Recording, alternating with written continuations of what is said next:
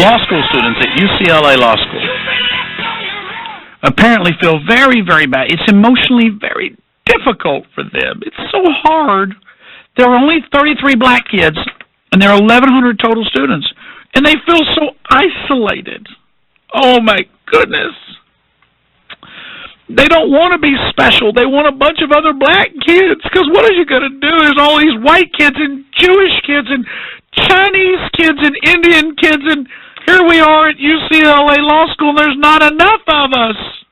People at our school are a reflection of society, and society still, unfortunately, people in society still suffer from thinking about other people along the lines of mental constructs from the colonial era. And even if it's not in a way that's obvious, like, I think this person is less intelligent because they have this skin color, there's a lot of underlying assumptions about other people because of what they look like.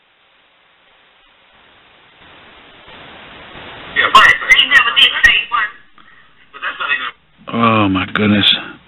There are things that don't get to go on the air that I wish they could. More black law school students at UCLA. They need more black students. It's not enough that they got in. They need lots of other blacks because apparently they're pack animals. I had a teacher my first semester who had a lot of views that I didn't agree with, especially when it came to gender issues. And I started to feel like I was the only person who was really talking in class and speaking up about those issues. And at one point in the semester, I really felt like people just stopped listening to me because I kind of got written off as a little too aggressive, a little too mouthy. And I felt like the fact that I was a black woman really, it played a lot into why people stopped listening to me.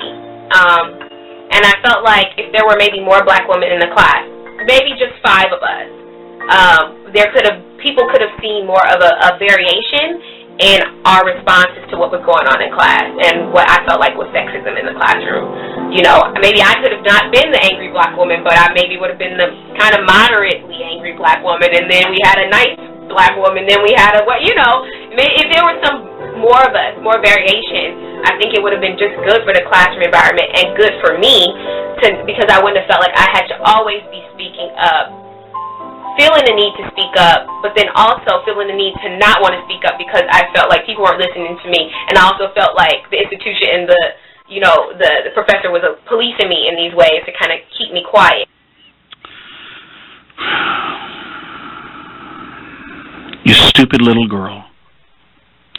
If you would stop running around trying to figure out how to keep it real in the class. It is not important that every white child, every white college, every white law school student understand your supposed struggle. Let me get this straight. Let me say this one time so I only have to say it about 5 million more times. Black people, get the F over yourself, okay? I don't need to feel your supposed self-made struggle. You know what? Everybody's got a struggle. You don't know other people's struggle. Stop assuming you got a better one. Oh, well, it's like 2 kids talking about whose dad can whip the other one. And then when one wins, well, my big brother, shut up already, okay? We're tired of hearing all the horrible things you've been through. Guess what? There's white kids that grow up with it a lot harder than you. Guess what? There's white kids that are blind. You want to compare that? There's white kids that are deaf. There's white kids with cystic fibrosis. There's white kids that didn't live long enough to go to law school. Shall we have a comparative suffering now? Guess what? If you want to compare yourself to some people who are suffering and you think everything needs to be through the lens of blackness, let me go show you some black kid who was tossed out in the street at 2 years old while his mom did tricks and he was subjected to watching, who was addicted to crack at 8 years old and imprisoned by 12. You want some comparative suffering? Let's drag that kid in here, and then you can sit down and shut up. Because you didn't go through what that kid did, and stop trying to act like you did, okay? 50 Cent, you poser. suburban black kids that went to all white schools on scholarship, whose daddy's the CEO of the company. They had the nicest car in the town at 16 years old. They've gone to the best schools, and now they're at UCLA Law School, poor mouthing. Shut up already! It's just like Kanye West and P. Diddy and 50 Cent. Stop trying to throw down some street cred you made up. You've had it better than I did, and I ain't walking around whining about it and asking everybody to feel sorry for me, and I ain't about to feel sorry for you, and I'm tired of you trying to hijack every conversation with your supposed struggle. Maya Angelou, you ain't a cage bird. Stop singing. Jeez.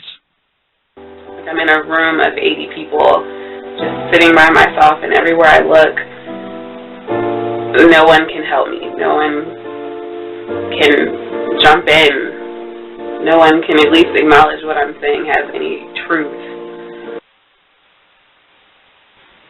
Oh my God. How do you do it? And here's the best.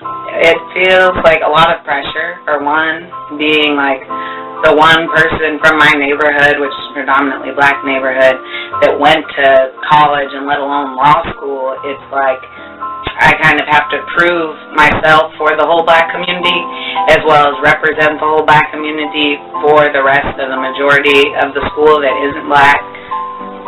So it's just a constant burden of pressure and, like, constantly policing myself also, just being aware of what I say and how it can be interpreted, because I essentially am like the representation of the black community. Sister girl, you are a freaking individual.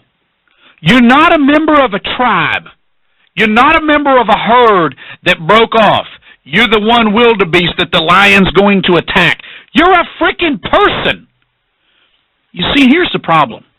These people that all, yes, you know, as a black person at law school, I'm feeling like everybody's out to get me. Because you walk into the room with the chip on your shoulder. You're the problem here, not anybody else. Nobody else cares. Nobody else cares. Maybe that's what bothers you. Because you want attention. You want attention, and you want a woe is me, and you want everybody to be extra proud because you're black. Guaranteed your parents make more money than half the class of white kids in there. So shut up and sit down. And if you fail out, that's on you.